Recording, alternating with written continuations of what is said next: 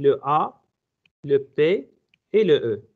Et l'ARN de transfert va être au cours du mouvement, en même temps qu'il y a le mouvement de ribosome, il va passer de cette partie-là de le A. Premièrement, il se charge, l'ARN de transfert vient ici, qui est chargé par l'acide aminé. Il se fixe ici.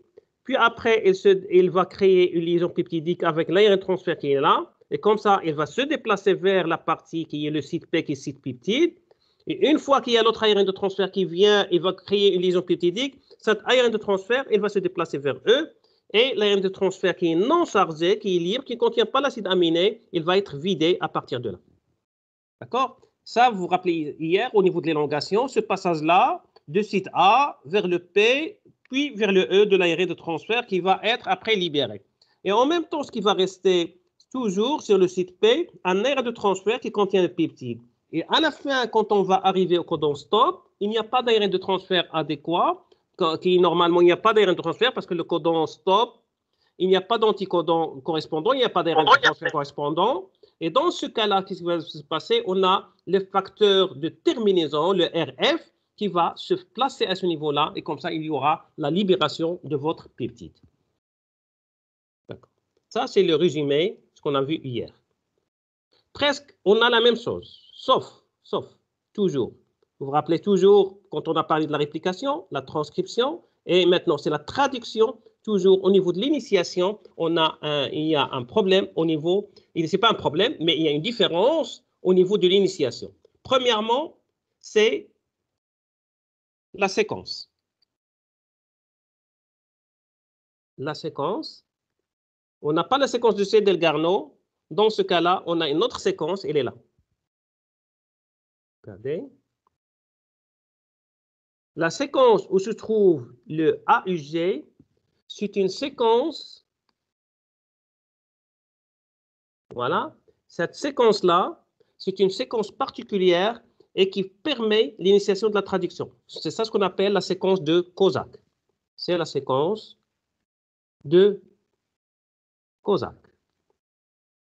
Cette séquence de Kozak, là, elle contient, regardez là, C, mais ce n'est pas toujours, ça dépend de est-ce que c'est plante, est-ce que c'est animal, tout ça. Mais en général, on a ça, C, et ça, c'est un point très important, le G. On a toujours AUG, G. Le G qui vient après, on retrouve le deuxième codon qui vient après AUG, il commence par G.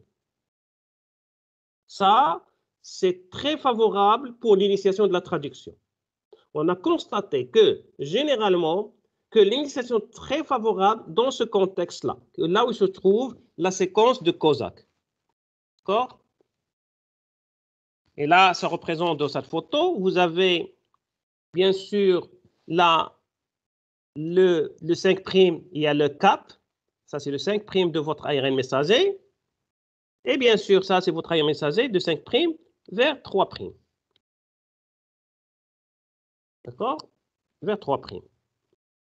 Mais là, vous avez le codon qu'il va utiliser, le AUG qui va être utilisé, c'est celui qui contient le AUG G, mais avant ça, il y a GCC ou bien GCC ACC, ça dépend. Il y a certaines séquences consensus pour les plantes, pour les animaux, ainsi de suite, pour les eucaryotes supérieurs, inférieurs. Il y a des différences en certains, mais en général, ça, c'est la séquence qu'on a au niveau homme et même au niveau des autres mammifères et au niveau des animaux, c'est GCC A ou bien GCC AUG G. C'est la séquence Kozak.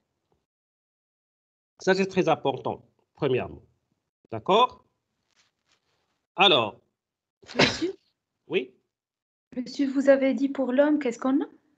On a cette séquence-là, GCC, ou bien GCC, ACC.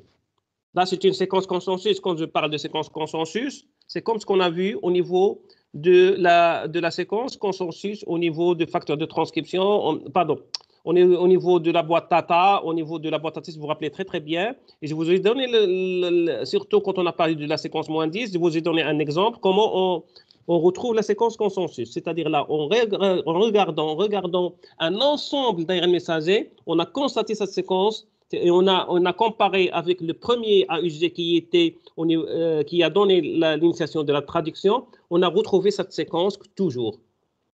Mais ça ne veut pas dire, c'est-à-dire je peux trouver parfois GCC, peut-être, je peux trouver GCC. Et là, je peux trouver, par exemple, peut-être CCC. Bien sûr, là, il est plus faible que celui-là, mais ça donne la traduction.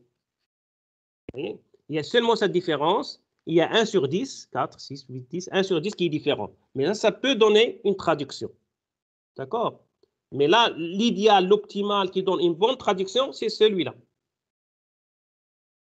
Donc, ça dépend de votre gène et ça dépend de votre ARN messager. Mais la plupart, la majorité, c'est pour ça c'est une séquence consensus, parce que c'est la majorité, elle contient G, C. Vous vous rappelez quand j'ai écrit pour l'autre, pour la bactérie, ou soit que les eucaryotes, on a retrouvé la boîte Tata et on a écrit pour la boîte Tata, on a écrit par exemple A80 de G, ça pourrait être à 80%.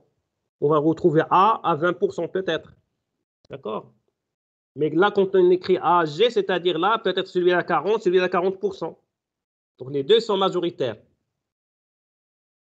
D'accord, monsieur, merci. Alors, le deuxième point, c'est le facteur d'initiation. Et comme quand on a parlé des facteurs d'initiation, c'est les eucaryotes au niveau de la transcription, vous vous rappelez TF2D, il y a la cascade de facteurs de transcription. De la même manière, il y a une cascade, il y a un grand nombre de facteurs d'initiation de la traduction. D'accord? Il n'y a pas un seul, il y a plusieurs. Vous avez regardé, quand on regarde comment ça s'appelle, là, au niveau des bactéries, au niveau des Escherichia coli, on a 3, 1, 2, 3. L'IF1, l'IF3, l'IF2. L'IF1 et 3, il aide à la fixation de ribosomes pour stabiliser la petite sous-unité. Et l'IF2, il va ramener le premier ARN de transfert, le formylméthionine. Si vous vous rappelez très bien ça, ce sont des IF, facteurs d'initiation. Dans les eucaryotes, on a des facteurs d'élongation, d'initiation, mais il y en a plusieurs. Il n'y en a pas un seul, il y a plusieurs. Alors, quand j'ai parlé de la transcription, j'ai parlé de TF2D également ici. Le plus important, c'est EIF4. Il est très, très, très important. C'est ça ce qu'il faudrait garder. Il faudrait connaître, c'est-à-dire savoir qu'il y a plusieurs, mais celui-là, il est très important. C'est comme le TBP au sein de TF2D, ça également, le EIF4, il est très, très, très important. D'abord, le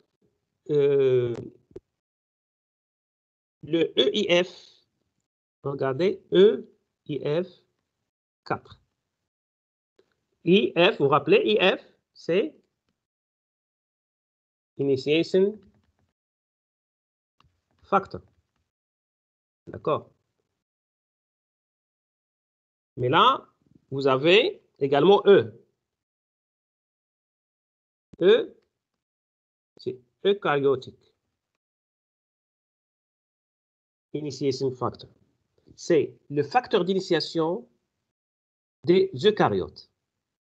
Pour distinguer ça de celui de prokaryotes. D'accord? Donc, EIF4. Et le EIF4, c'est le plus important. Ça, c'est premièrement. Le EIF4, on va voir, il y a plusieurs EIF4. Il y a le EIF4, parmi les plus importants, le EIF4F. D'accord? Là, il est constitué de 3 facteurs d'initiation. Le EIF4G, le EIF4E et le EIF4A. Donc, G, E, A. C'est ça. Le EIFG, on va le tracer là. On va mettre un EIFG. Je vais garder les mêmes couleurs pour ne pas... Voilà. Le EIF,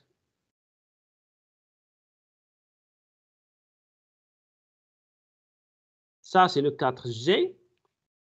il va permettre l'assemblage. Le IFG, il va permettre l'assemblage. Et là, il va se fixer aussi bien sur le E que sur, on va voir après, un autre point, il va se fixer également, il peut se fixer sur le PABP. On va le laisser après. Et également, le E, il peut se fixer également sur le A.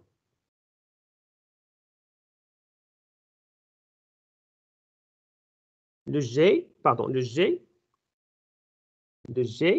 il se fixe également sur le A. Donc ça, c'est quelqu'un qui va permettre l'assemblage. Et il peut se fixer également sur le B. Donc, celui-là, le G, c'est quelqu'un qui va, c'est comme un squelette, c'est quelqu'un qui va rassembler, qui va assembler les 4 protéines. Le E, le A, le B, on va voir, là, c'est le PAB.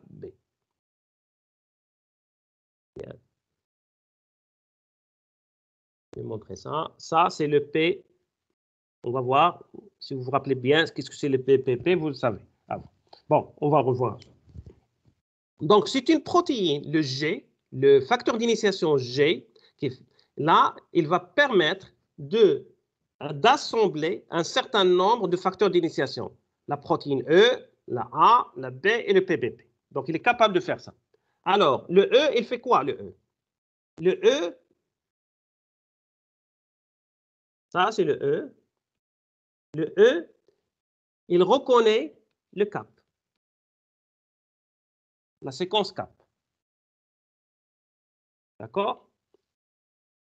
Je vais mettre ça en autre couleur, comme ça vous allez... Là.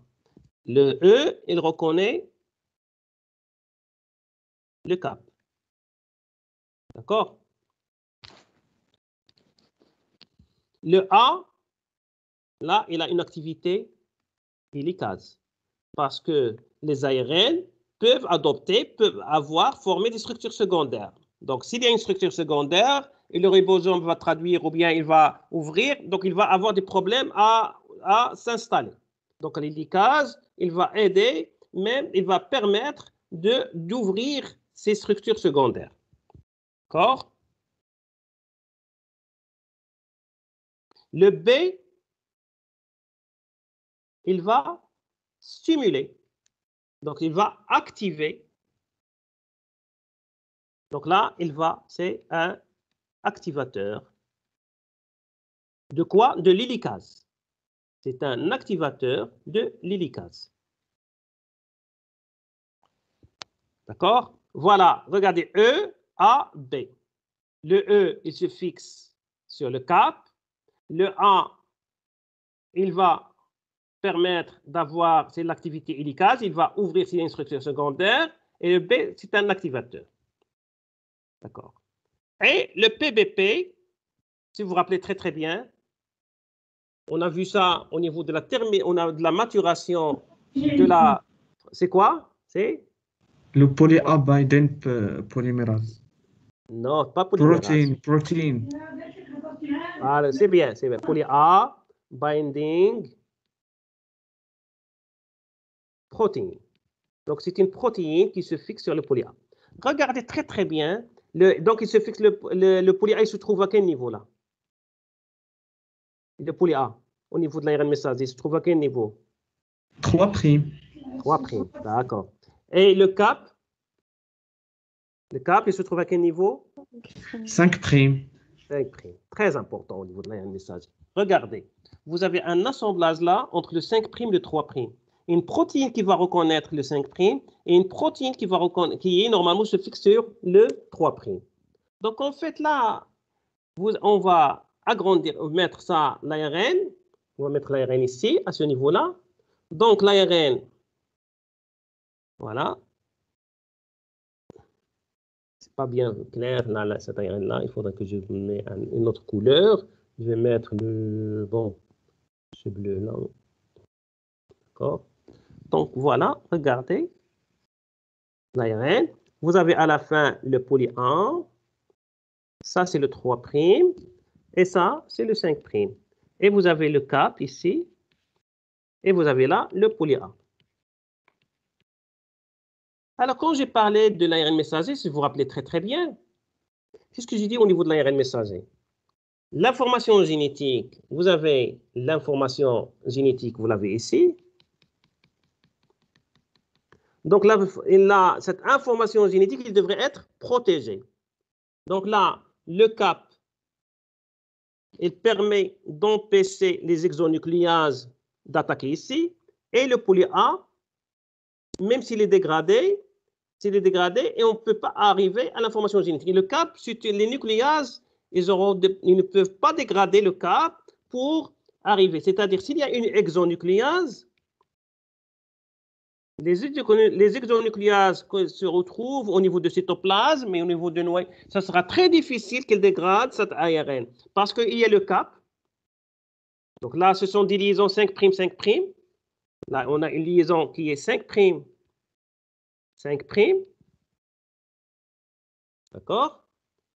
Et le poly A, il y a assez de poly A, et en plus de ça, les poly A, on a des protéines qui se fixent sur ce poly A, qui sont les PBP, et qui protègent le 3'.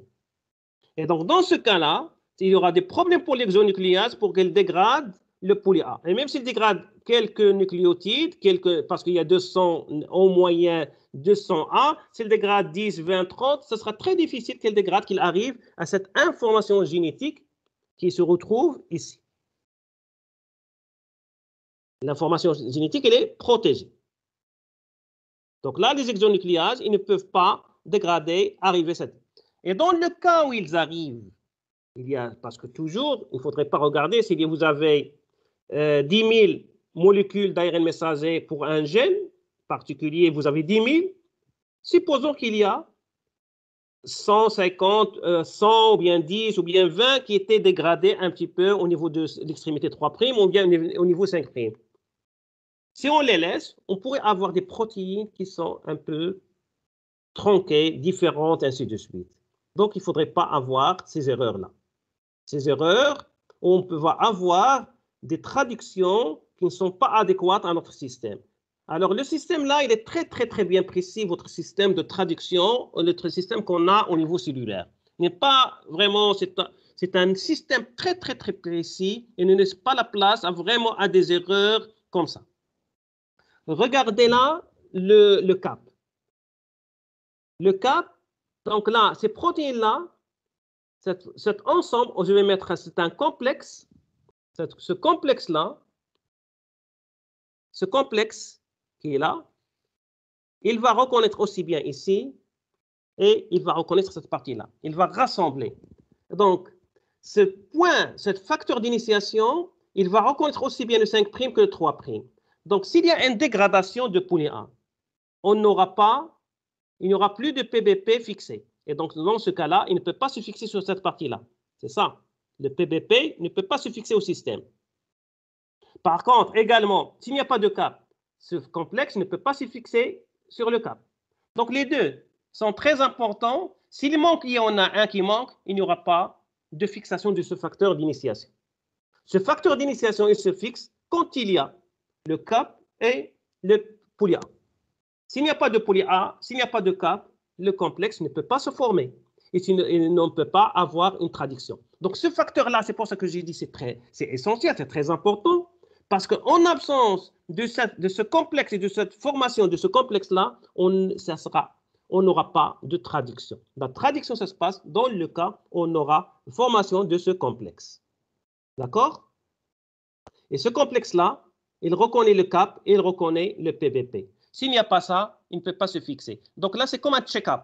C'est un check-up, c'est-à-dire qu'il va regarder, est-ce qu'on a ça ou on n'a pas ça. Si on n'a pas les deux, ça veut dire qu'il y a une dégradation, il y avait l'activité d'une exonucléase qui a dégradé peut-être notre ARN, et comme ça, pour ne pas tomber, c'est-à-dire synthétiser une protéine, et là, c'est une protéine qui n'est pas adéquate, qui n'est pas bonne, s'il manque de l'information génétique, et c'est une perte d'énergie, et ça pourrait pour causer des problèmes à la cellule et pourrait, là, au niveau fonctionnement cellulaire.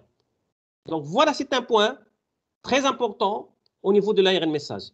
Au niveau de la traduction, l'initiation de la traduction des ARN messagers, c'est les eucaryotes. On peut se demander la question, pourquoi pas, on n'a pas ça, c'est les prokaryotes. Est-ce qu'il y a quelqu'un qui peut me répondre d'après seulement les observations? C'est-à-dire là, c'est une observation, on peut répondre selon nos observations. Pourquoi pas, on n'a pas ce système-là, c'est les prokaryotes, c'est les bactéries.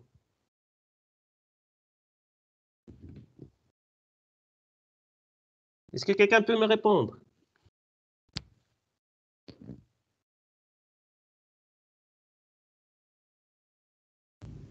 Monsieur, vous pouvez répéter la question? La question est la suivante. On regarde ce système. Il est compliqué, oui, c'est compliqué parce que c'est eucaryote, mais pourquoi on n'a pas le même système? C'est les prokaryotes, c'est les bactéries, par exemple. Pourquoi on n'a pas ça? C'est les bactéries. C'est cool. Monsieur, parce que les bactéries n'ont pas un vrai noyau. N'a pas? Un vrai noyau. N'a pas de vrai noyau. Oui, alors vous continuez la réponse. Vous êtes dans la bonne voie. Donc, il n'y aura pas la production des protéines de ces complexes. Non, vous êtes un peu là. Vous avez commencé, mais vous n'avez pas bien répondu après. Je vais vous expliquer. Monsieur, Oui, vas-y. tant que l'ARN des prokaryotes et les prokaryotes, on n'a pas de noyau, donc l'ARN messager n'a pas un grand danger d'être dégradé par des nucléases. Pourquoi? Pourquoi? C'est ça la question. Continuez la réponse. Pourquoi? Il ne peut pas être dégradé ou bien il ne peut pas être touché par là. Là, je vais rajouter un autre point très important. C'est-à-dire là, c'est ça, il faudrait toujours... des exemples en même temps. Non, non, non, non, c'est pas ça. Ça n'a rien à voir avec les introns et les exemples. Vous ne compliquez pas les points, les autres points.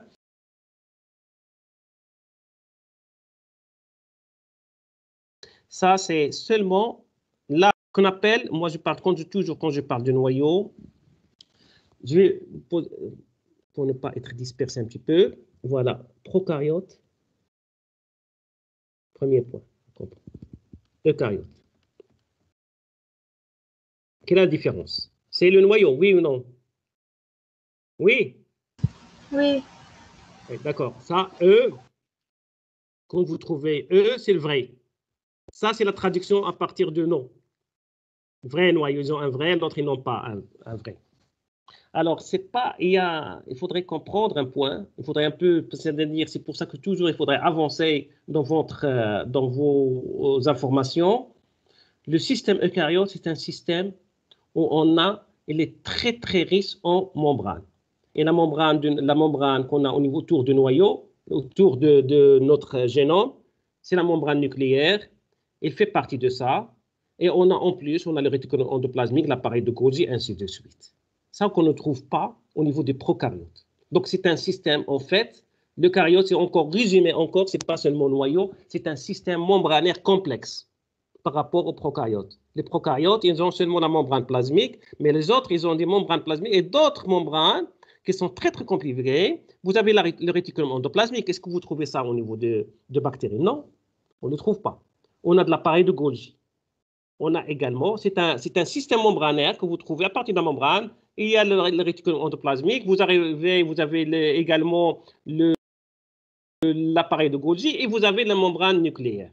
Donc, c'est un système qui est un peu très, très compliqué, très, très complexe en membrane. Il est vraiment riche en membrane. C'est un système membranaire très, très développé. Je parle toujours, moi, quand je résume la différence entre eucaryote et prokaryote, pour moi, bon, c'est ma vision.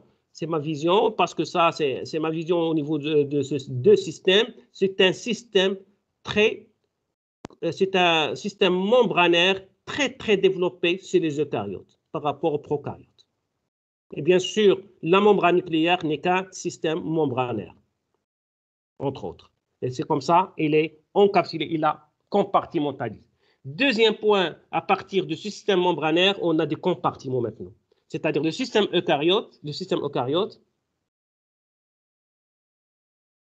Voilà. Vous avez le noyau. Là, vous avez un système où on a des compartiments. Regardez, là, c'est le noyau. C'est un compartiment. Et là, le cytoplasme. Là, c'est un autre compartiment. Deux compartiments. Et là, on a un système de ce qu'on appelle la compartimentalisation. Ou bien, système de compartiment. Les systèmes de compartiment, donc on a une compartimentalisation de votre, là, l'information génétique, vous allez avoir la synthèse.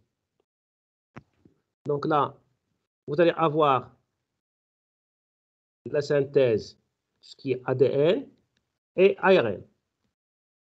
Et là, vous allez avoir la traduction des ARN. Messager. Et donc là, vous allez avoir la synthèse des protéines, en fait. Donc là, c'est une synthèse de protéines. D'accord? Donc voilà deux systèmes. Et bien sûr, avec les membranes, quand on a les ribosomes, quand vous trouvez les ribosomes, ils sont...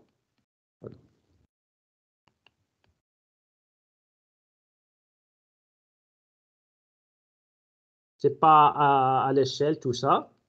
Donc, vous avez les ribosomes. Attends, je ne vais pas mettre là, ici, celui-là.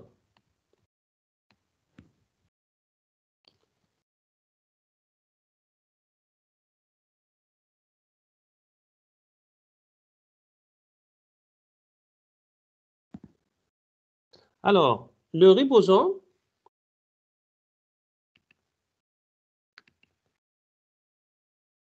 alors, les ribosomes, on a deux types de ribosomes. Ce n'est pas deux types. Le ribosome, il est au niveau cytoplasme, il est soit libre, soit...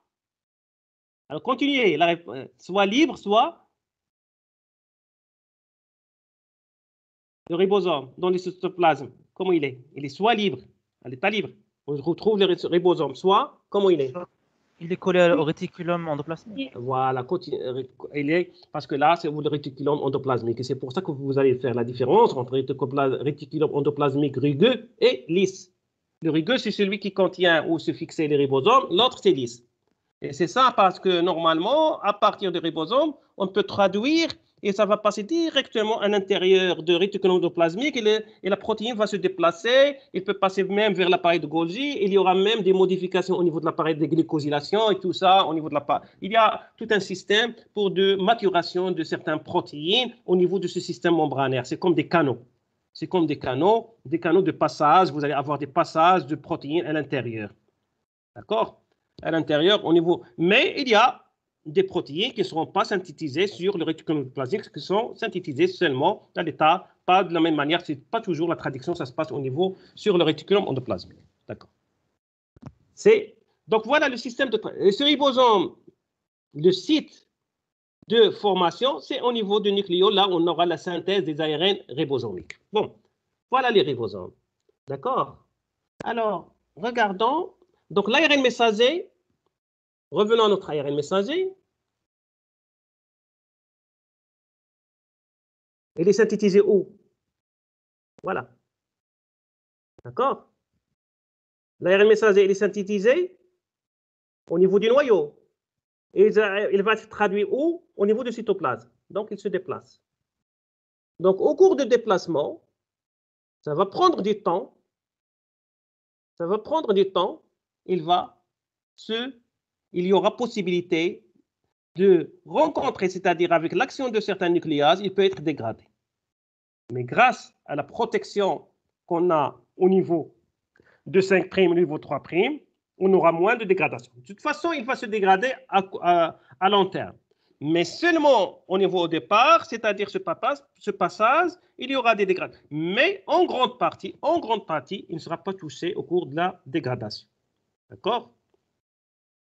Il y aura une grande partie, si vous avez par exemple 10 000, vous allez avoir peut-être 9 000, c'est pas 950, ne seront pas dégradés, et au cours du temps, ils vont être dégradés, jusqu'à la dégradation totale au cours du temps. Mais il n'y aura pas de dégradation au départ. Et comme ça va diminuer au cours du temps. Au cours du temps, il y aura la dégradation. Mais parce que il faudrait toujours regarder, pour chaque gène, il y aura un grand, c'est-à-dire il y aura transcription de cette gène en ARN messager, c'est-à-dire les gènes qui vont qui vont être transcrits par l'ARN polymérase 2. Ils vont nous donner des ARN messagers, et ces ARN messagers vont être en grande quantité, et ils vont être transportés vers le cytoplasme, et là, il y aura la traduction. Donc, il y aura plusieurs molécules. Ça, c'est premièrement. Alors, regardons le système. Bon. Voilà. On regarde le système prokaryote. Voilà. Ça, c'est eucaryote. On prend le système prokaryote bactérie. D'accord? On va prendre une bactérie.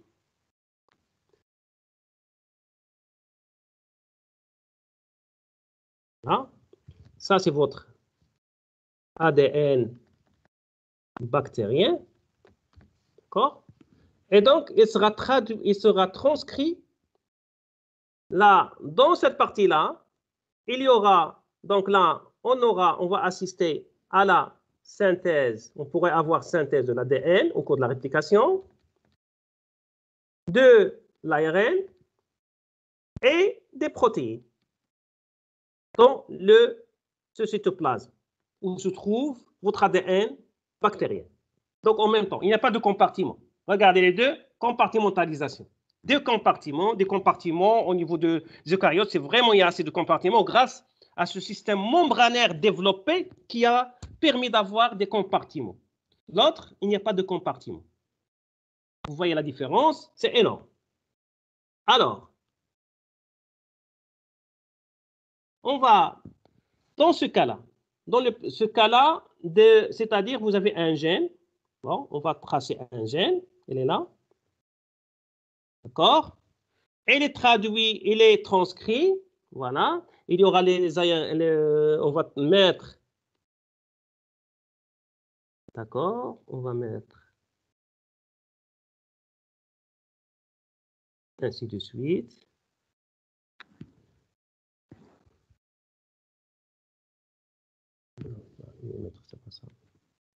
C'est comme ça. Donc, ça va être transcrit. Donc, quand il est transcrit,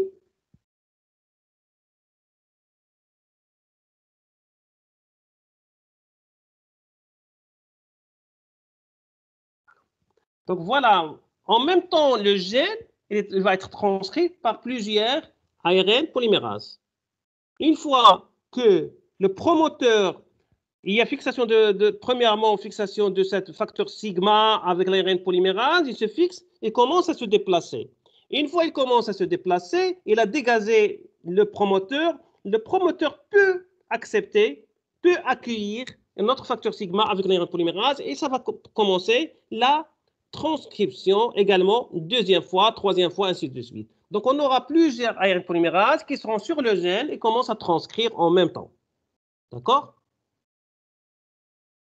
Alors, en même temps, après, il y aura le 5'. Donc là, on a le 5'. Là, on a le 5'. Et là, on a le 5'.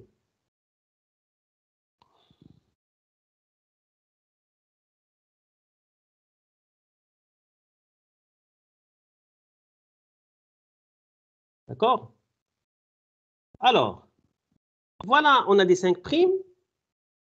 Donc là, on peut, c'est-à-dire, d'après ça, d'après maintenant ce que vous savez, ce que vous avez dans ce cours-là, vous avez 5', donc il y a possibilité d'avoir quoi? De dégradation. Mais en fait, il faudrait soit les protéger, soit avoir un phénomène qui va permettre de protéger. Parce que sinon, cette information génétique, là, on a 5' qui apparaît, il y a possibilité des nucléases qui se trouvent dans ce cytoplasme, il va commencer à dégrader le 5'. Alors, dans ce cas-là, on n'a pas de compartiment. Les ribosomes se trouvent où? Ça se trouve juste à côté, là. Qu'est-ce qu'ils vont faire? Les ribosomes, ils vont, une fois il y a formation là, ils commencent à se fixer. Voilà, ils se fixent. Je vais mettre comme ça, le ribosome. Voilà. Et là, ils vont se fixer. D'accord? Le premier ribosome se fixe, commence à traduire. Une fois il a dépassé la séquence de sel d'Algarnon, le deuxième peut se fixer, et ainsi de suite, ainsi de suite, ainsi de suite.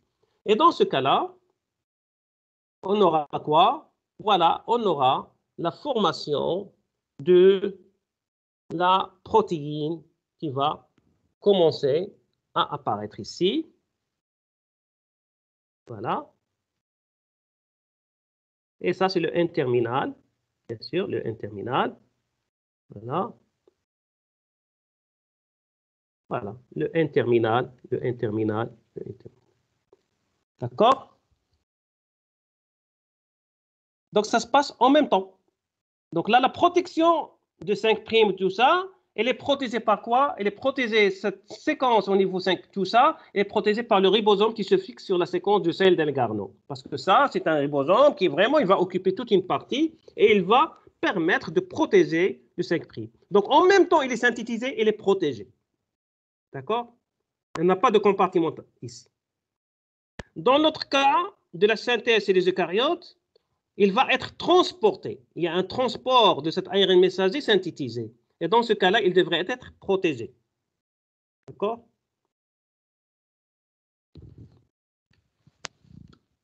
Je continue. Ça y est, vous voyez la différence entre les deux? Est-ce que vous voyez la différence entre les deux? D'accord? Oui. Parce que là, il faudrait toujours, parce que la biologie cellulaire, la biologie moléculaire, la génétique et la biochimie, c'est un ensemble. Et un ensemble, il faudrait le situer dans ce contexte général. C'est pour ça qu'il ne faudrait pas garder chaque partie toute seule. C'est-à-dire il n'y a pas de connexion entre les parties. D'accord? Pour comprendre, c'est-à-dire si vous voulez comprendre encore plus, c'est-à-dire là, je peux vous donner, par exemple, quand on va arriver, par exemple, aux mutations, quand je vais parler des mutations de manière générale, au niveau de mutations ponctuelles, tout ça, les mécanismes, pour comprendre le fond, c'est-à-dire au niveau fonctionnel et tout ça, après, est-ce que le changement d'un acide aminé, pourquoi ça donne, parfois ça va donner un effet, parfois il ne va pas donner un effet, il faudrait savoir tout ce qui est de la biochimie structurale au niveau de la structure tridimensionnelle, la structure secondaire et primaire, secondaire, tridimensionnelle, quaternaire des protéines, pour comprendre un petit peu ce qui se passe au niveau fonctionnel. Parce que si vous voulez lier entre le génotype et le phénotype, il faut regarder l'ensemble. D'accord? Donc là, le moléculaire, il vous aide à rentrer dans ce système-là, il vous aide à situer aussi bien, lier la biologie cellulaire, la génétique et la biochimie, il vous aide à faire ça, mais il faudrait encore faire plus, un effort de plus. Et là, c'est pour cette raison-là qu'on se retrouve maintenant avec, c'est déjà une dizaine d'années, avec ce qu'on appelle le système intégré, on parle même de système biologie, la biologie du système, c'est-à-dire qu'il ne faudrait pas regarder, par exemple, une partie sans regarder l'autre, parce que ça, c'est un ensemble. C'est un ensemble. Ça se situe dans un ensemble et là, à l'intérieur, vous avez des millions de molécules qui sont en train d'interagir. D'accord? Donc voilà, c'est clair pour cette partie-là. L'initiation, elle est très importante. Donc là, c'est ce système, le EIF4, pour moi, le EIF4, c'est comme un check-up. Il regarde. C'est comme si il regarde, est-ce que l'état de l'ARN messager, il est correct? Est-ce qu'il peut être traduit? S'il ne peut pas être traduit, ce n'est pas la peine de perdre de l'énergie et de créer un problème au niveau cellulaire, de produire une protéine qui peut-être va être différente par rapport à la protéine parce qu'il y a un manque des acides aminés et ça peut poser des problèmes à la cellule. Donc là, c'est un check-up, c'est très important et ça, on le retrouve au niveau des eucaryotes. Il est très, très important. C'est pour ça, pour moi, le EIF4, il est très important.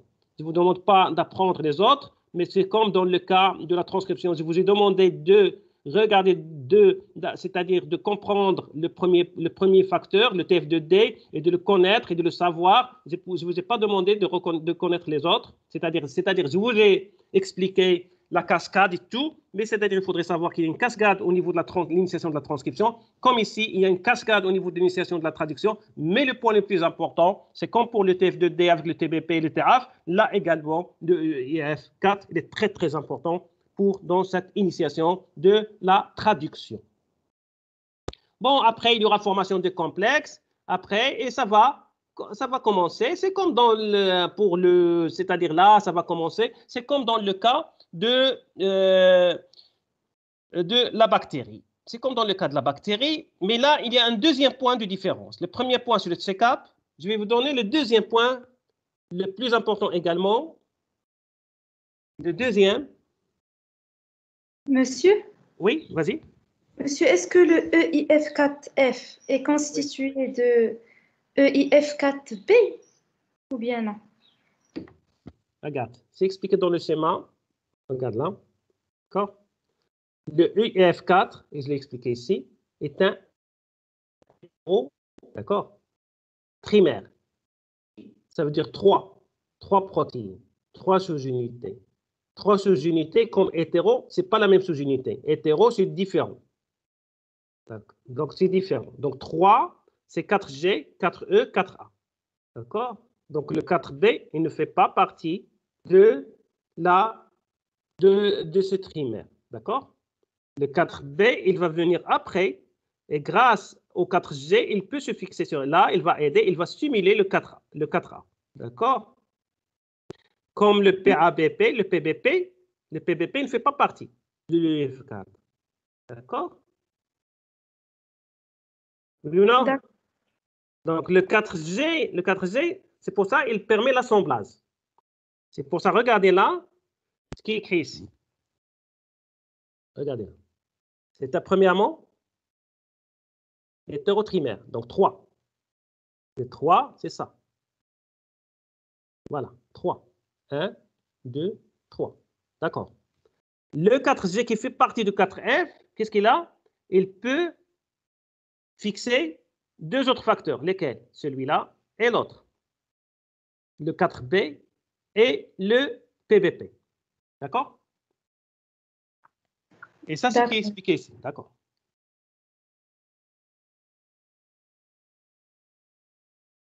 Alors, le point le plus important que je vais vous en parler, à part ça, c'est le facteur d'initiation. On a vu comment ce EIF4, il reconnaît le point d'initiation et il va permettre de faire le check-up. Le deuxième point très important, la différence par rapport à ce qui se passe au niveau des prokaryotes, c'est cette partie-là. Là, il y aura fixation de la petite sous-unité. Regardez, la petite sous-unité va se fixer. Il se fixe sur, là où on a le cap. Il va se fixer sur le cap. Vous avez le cap. Vous avez ces facteurs complexes, il reconnaît le cap. Et la petite sous-unité va se fixer également, quand il va venir se fixer sur ce complexe. Donc là, l'ensemble va se fixer ici. Et donc là, on a ce que je vais appeler, regardez là, on a un ensemble qui est la petite sous-unité, qui va se fixer à ce niveau-là. Alors, et puis après, il va, regarder là, je ne sais pas si je l'ai ici, voilà, il va continuer. Ce qui est très important ici, que votre ribosome, là, il va permettre un check-up. C'est-à-dire, il va faire un scan. Un scan. Qu'est-ce que c'est un scan? Il se fixe sur le 5', il va y aller regarder jusqu'à retrouver la séquence COSAC. C'est là où il va commencer l'initiation de la traduction. C'est-à-dire là, vous avez le facteur d'initiation qui va permettre d'avoir ce complexe, mais ce complexe-là, il y aura la petite sous-unité qui va se fixer et enlever, c'est-à-dire regardez là, vous avez, voilà, regardez la séparation. Là, quand il y a la petite sous-unité, ça y est, on va ouvrir cette partie-là. Une fois là, le check-up il était fait par le facteur, le EIF4. Après, regardez là, il y a ouverture. La petite sous-unité se fixe sur cette partie-là au niveau 5'. Et là, on va faire le scan. Faire le scan, c'est-à-dire essayer de retrouver le point d'initiation de la traduction. Donc là, il y a une différence par rapport aux prokaryotes, aux bactéries. La bactérie il se fixe sur la séquence du sel d'Algarno. C'est pour ça qu'il peut se fixer même au milieu d'un ARN polycistronique et permettre la traduction. Par exemple, vous vous rappelez, la perméase au niveau de l'opéron lactose. Mais dans ce cas-là, non. Chez les eucaryotes, on n'a pas ce système-là. Il se fixe au niveau 5' et puis il va y aller regarder, faire le scan jusqu'à retrouver. Retrouver quoi? Il va faire retrouver quoi? Qu'est-ce qu'il va retrouver? La séquence Kozak. Donc, ce n'est pas le premier AUG, mais c'est le AUG dans une séquence Kozak. D'accord? C'est clair. Le ribosome va faire le scan à partir de 5', à partir de 4, et il va y aller dans le sens de 5' vers 3'. D'accord? Le scan de 5' vers 3' jusqu'à retrouver la première séquence, la première séquence, séquence Kozak. C'est là où il va retrouver, il va commencer l'AUG. Même s'il y a un AUG qu'il n'y a pas de séquence Kozak, il ne va pas commencer la traduction. Il peut le commencer de manière, c'est rare, dans certains cas on le retrouve de manière très faible, de manière générale, il va chercher la séquence Kozak. C'est la première séquence Kozak là où il va commencer. D'accord? Donc, ce n'est pas n'importe quel.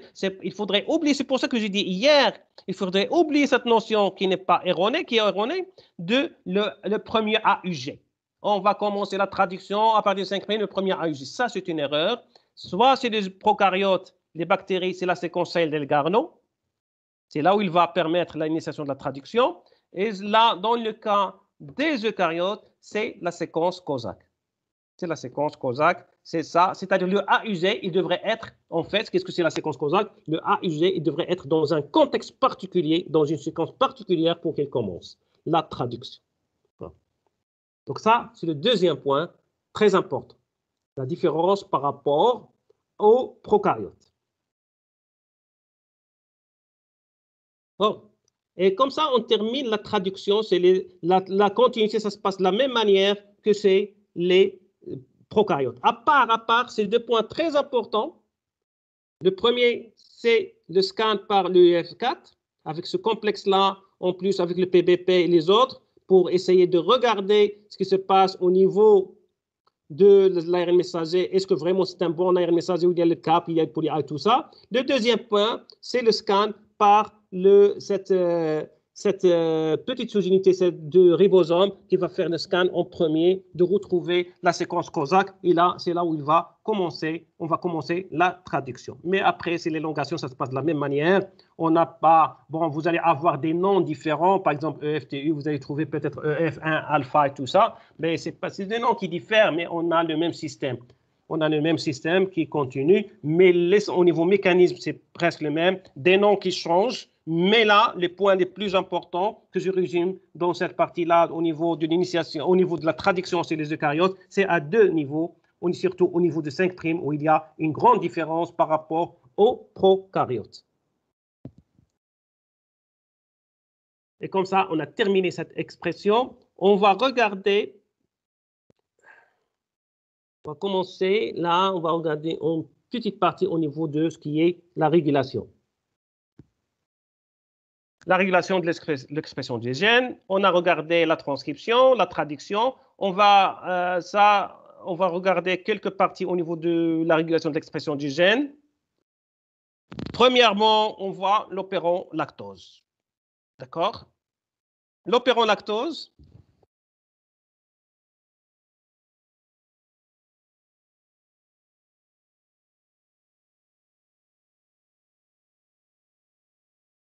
Regardez là, ça c'est voilà votre lactose, d'accord? Ça c'est le galactose et ça c'est le glucose. Et la liaison elle est bêta. C'est une liaison bêta galactosidique entre le galactose et le glucose. C'est pour ça qu'on appelle l'enzyme qui va dégrader les deux, c'est-à-dire va séparer les deux, le galactose du glucose. On l'appelle, l'enzyme, ça s'appelle bêta-galactosidase parce qu'il peut couper à ce niveau. Il y a également, on retrouve, il y a également de l'alpha-galactosidase, mais ce qui nous intéresse, qui est la plus générale, la plus importante, c'est celle-là. On va parler de l'opérant lactose. La structure de lactose, elle est là. Alors, je vais vous donner là, oh, d'accord, un système comme ça. Supposons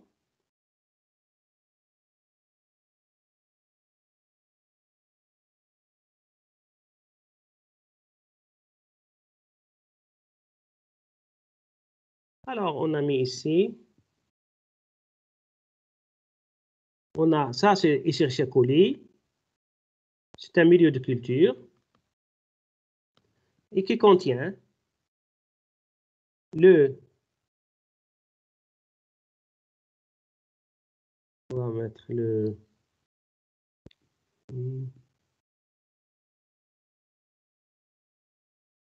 voilà, un milieu de culture. Il contient le glucose et il contient le lactose. Et j'ai mis ici, on va mettre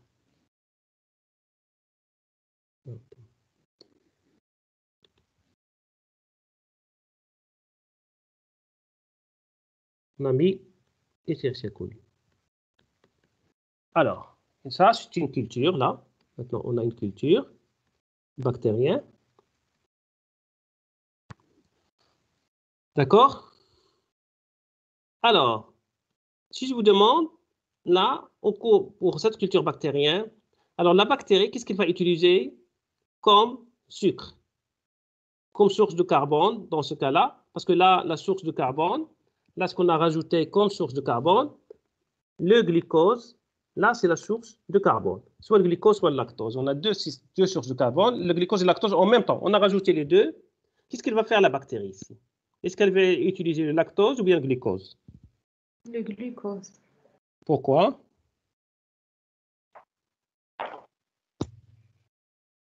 Pourquoi il va choisir le glucose? Parce que c'est plus facile à dégrader. Il est ça? Si j'utilise le glucose, le galactose, au lieu de lactose, j'utilise le galactose. Lequel va utiliser en premier? Parce que ça, c'est très simple pour les gens du micro. Parfois, pour vous expliquer, ils vous disent, voilà, glucose, lactose. Bon, le lactose est un peu, c'est très... Là, on va utiliser le glucose. Mais si c'est le galactose du glucose, quelle est la différence? Regardez glucose. Si je donne à la bactérie, je lui donne glucose et galactose et glucose. Regardez, il n'y a pas de différence. D'accord? Oui. Regardez, c'est seulement le OH, il est là en haut, l'autre il est en bas. Oui ou non? Si je lui donne glucose et galactose, qu'est-ce qu'il va utiliser en premier? Il va utiliser les deux en même temps? J'attends vos réponses. Qu'est-ce qu'il va utiliser en premier? Glucose ou galactose? Si je lui donne les deux, Le glucose et glucose. galactose. Le glucose, pourquoi? Non, le lactose. Comment? Le galactose ou le glucose? Bon, c'est ça l'objectif de cette partie-là de cours. C'est de savoir le pourquoi. D'accord?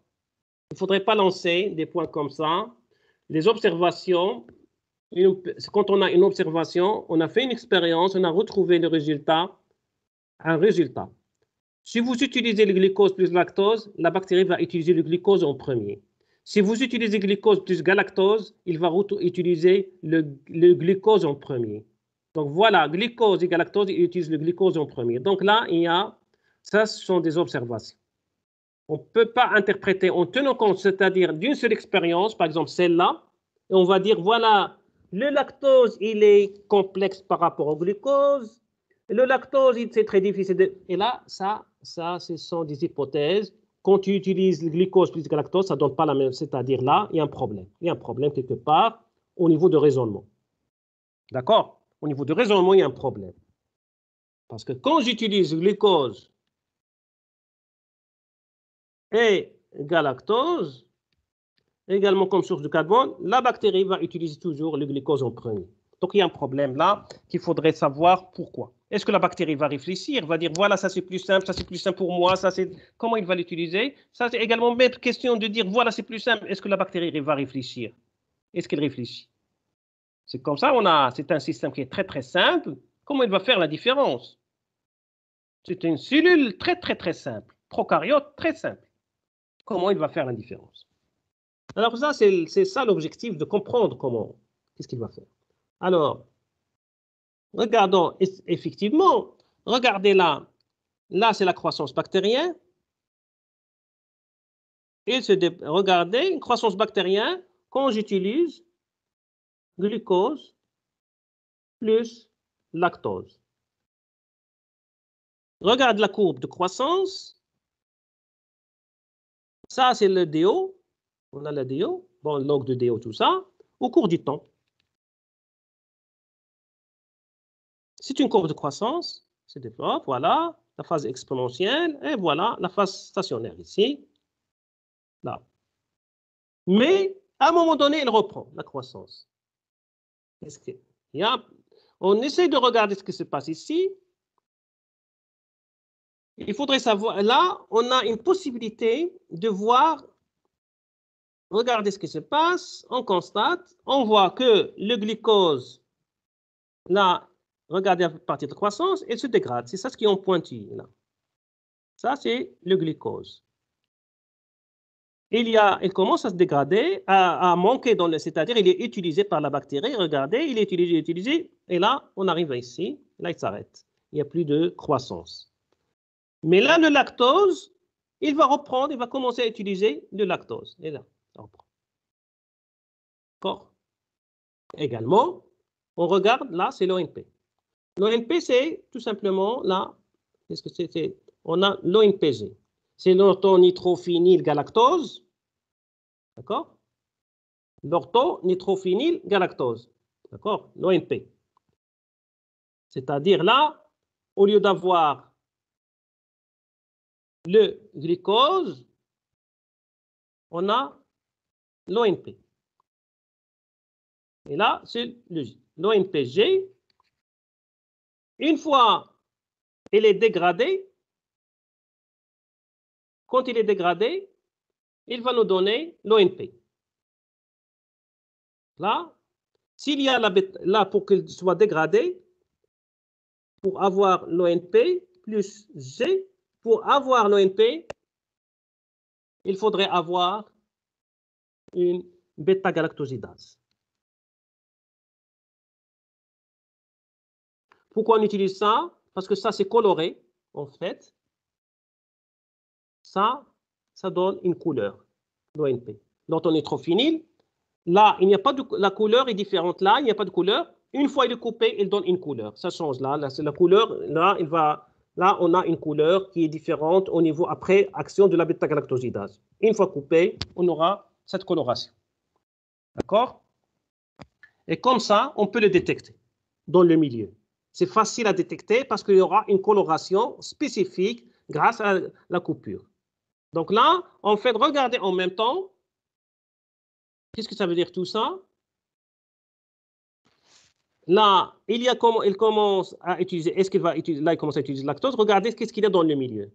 Qu'est-ce qu'on retrouve dans le milieu? L'ONP. Quand on rajoute dans le milieu, le NPG, il y a on commence à avoir de l'ONP dans le milieu. Qu'est-ce que ça veut dire? Qu'il y a, là, qu'il y a l'action de la bêta-galactosidase.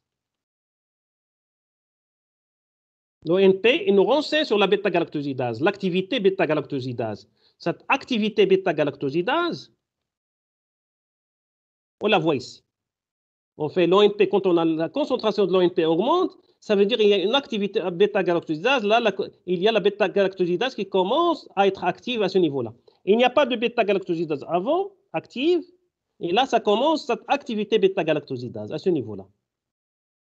Donc, une fois, là, la bactérie a utilisé le glucose. Une fois qu'il a terminé le glucose, on se retrouve dans le milieu avec une activité, on retrouve avec une activité bêta-galactosidase qui commence à dégrader. On va retrouver les bactéries. Dans la bactérie, il y a synthèse de la bêta-galactosidase active qui va dégrader le lactose. D'accord? Donc, c'est une synthèse. On ne la retrouve pas quand il a utilisé le glucose, mais une fois il a terminé avec le glucose, il a commencé à synthétiser la bêta-galactosidase. Donc, il y a une induction de la synthèse de la bêta-galactosidase. Je vais passer sur tout un point sur tout ce qui est, est-ce que normalement c'est une induction qui est enzymatique et tout ça. On va passer parce qu'on n'a pas le temps de détailler ça, mais on a une induction de la synthèse de la bêta-galactosidase à ce niveau-là. Donc, je passe sur cette partie-là. On va y aller. Maintenant, expliquer l'opéron lactose. Vous avez certains détails, vous avez un grand nombre de détails ici dans le polycope, mais seulement là pour regarder cette opéron lactose. L'opéron lactose, c'est ça l'opéron lactose. Il faudrait comprendre, c'est ça l'opéron lactose. Il ne faudrait pas confondre. Ça, c'est votre opéron lactose. D'accord? Ça commence là, il y a le promoteur opérateur, lac Z, lac Y et lac A. Ça, je l'ai dit plusieurs fois, au moins 2 fois, 3 qu'on a parlé de l'ARN polycistronique, on a parlé également de la séquence de sel d'El-Garneau. Je vous ai parlé de ça. Lac Z, lac Y, lac A. Et là, c'est l'ARN messager. Ça, c'est l'ARN messager, comment il est? Il est polycistronique. Parce qu'il contient les 3 cistrons, le lac Z, le lac Y et le lac A. Ça, vous avez également les tailles en paire de base ici. Ça, c'est en paire de base. Ce sont les tailles de l'ADN en paire de base. Et là, vous avez le polypeptide. C'est après traduction. Ça, c'est après transcription. Alors, après ça, c'est après... Là, c'est la transcription. Et là, c'est après traduction. Donc, cet ARN polycistronique va être traduit et on va obtenir un polypeptide qui est de 1021 acides aminés. Ça, c'est en acides aminés. D'accord? 260 et 275 acides aminés.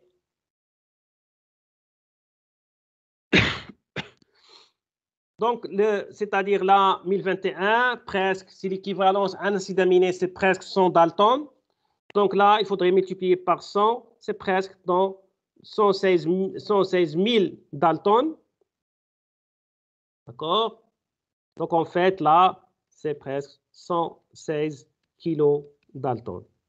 116 kg Dalton. La protéine, là, il va former la bêta-galactosidase. Il va, pour être active, il forme un tétramère. Là, vous avez un monomère. Là, il va former un tétramère. C'est ça, tétramère. Et donc, il est près de 500 kg Dalton. 500 kg Dalton. D'accord? Et ça, c'est la bêta-galactosidase active. Donc, voilà lac Z. Il vous donne la taille. Vous avez, à partir d'un ARN messager polycistronique, on aura la traduction, synthèse de polypeptide de 1013 milliers d'acides aminés. Et là, la protéine active, elle est sous forme de tétramère. Pour le Y, c'est une perméase, c'est une petite protéine de 260 acides aminés. D'accord? Elle est près de 26 kg Dalton. Et la c'est de 26 de 30 000, c'est 30 kg Dalton. Et la protéine membrane, c'est une protéine perméase, il va se placer sur la membrane, c'est elle qui va permettre c'est-à-dire de faire passer la lactose de l'extérieur vers l'intérieur. Le lactose, pour qu'il rentre, c'est pas comme le glucose. Le glucose rentre facilement, mais pour le galactose, ça va donner, il faudrait un système membranaire, un système qui va aider à l'introduire à l'intérieur pour qu'il laisse passer. D'accord? Le lac A, c'est la transacétylase. Ça, on ne sait pas exactement. Jusqu'à maintenant, je n'ai pas retrouvé. Peut-être que vous avez cherché, vous pouvez trouver, je ne sais pas. Mais bien sûr, on connaît bien l'activité enzymatique. C'est une transacétylase. Il peut ajouter des acétyles. Mais l'action exacte au niveau de le métabolisme, à quel niveau, on ne le connaît pas très très bien. C'est une transacétylase, c'est ça la fonction transacétylase, on connaît bien, mais à part ça, on ne connaît pas très très bien ce qu'il fasse dans la cellule. Et là c'est un dimère de 60 kilodaltons. Alors, ça, c'est la première partie, l'opérolactose. Et pour chaque opérant, quand on a un opérant, on a un opérateur, on va voir le pourquoi de cet opérateur, il est régulé. L'opérateur, il est régulé par des gènes régulateurs, par un gène régulateur qui est le LAC-I. C'est ça le gène régulateur. Alors, ce gène régulateur LAC-I, il va nous donner un répresseur. Bon, il y a ça dépend du gène régulateur. Dans le cas de l'opérant lactose, c'est un répresseur. Dans d'autres, on a les activateurs. Ça dépend de chaque opérant. Dans l'opérant lactose, c'est un répresseur. Alors, c'est ça, c'est un répresseur. Là également, il est transcrit. D'accord? Et il va nous donner une protéine de 360 acides aminés, de 36 kilodaltons. Et également, il va former un tétramère. Et celui-là de 150 kilodaltons. C'est le répresseur. C'est lui qui va agir. Ce répresseur, c'est celui-là qui va agir sur l'opérateur, le haut, l'opérateur. Dans ce cas-là, des opérants, ça je vais le dire maintenant, c'est-à-dire là, dans ce cas-là de l'opérant lactose, le système gène régulateur, le régulateur de l'opérant lactose, il se trouve à côté, le gène régulateur. Dans d'autres cas, le gène régulateur, il se trouve très très loin. Par exemple, vous prenez l'opérant tryptophane, le gène régulateur, il se retrouve très très loin. Dans le contexte de l'opérant lactose, on a le gène régulateur, il est situé sur le génome côte à côte, le gène régulateur à côté de l'opérant lactose. Ce n'est pas obligatoire, même si on le déplace, il n'y a pas de problème. Si on le déplace dans une autre partie du génome, c'est-à-dire comme dans le cas, en regardant l'opérant tryptophane, on se retrouve que l'opérant tryptophane est très loin du gène régulateur. Dans ce cas-là, ils sont proches. C'est pour ça qu'il faudrait situer les deux. Il faudrait certaines confusions pour certains auteurs, pour certaines personnes. C'est-à-dire, ils mettent les deux en même temps, ils associent les deux, ils disent ça, c'est l'opérant lactose, ils introduisent le LAC-I comme opérant lactose, dans l'opérant lactose. Ça, c'est pas vrai. L'opérant lactose, il est régulé par un gène régulateur qui est le LAC-I. Le LAC-I, c'est un gène régulateur qui va contrôler, qui va réguler l'opérant lactose. Il ne fait pas partie de l'opérant lactose, mais sinon l'opérant lactose, il est à part. C'est-à-dire, sinon, il faudrait inclure le gène, le TRPR, avec l'opérant tryptophane. Le TRPR, qui est un gène régulateur au niveau de l'opérant lactose, il se retrouve très très loin par rapport à l'opérant tryptophane sur Escherichia coli. Il y a d'autres opérants également, ils ont ce système-là qui est les deux parties sont séparées. L'opérant lactose, maintenant, dans ce cas-là, avec LAC-I, ils sont proches. Et c'est pas, le LAC-I ne fait pas partie de l'opérant lactose. Alors, on va arrêter ici. Bon, on va essayer de terminer ça demain. On va pas, généralement, on va, d'accord. On va essayer de terminer ça demain. Alors, on arrête ici. Est-ce que c'était compris? Vous n'avez pas de questions?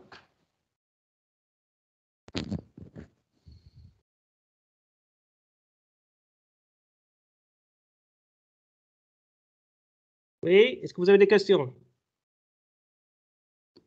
Vous êtes toujours là, vous m'entendez? Est-ce que vous avez des questions? Non, monsieur, c'est bon, merci. C'est bon? D'accord.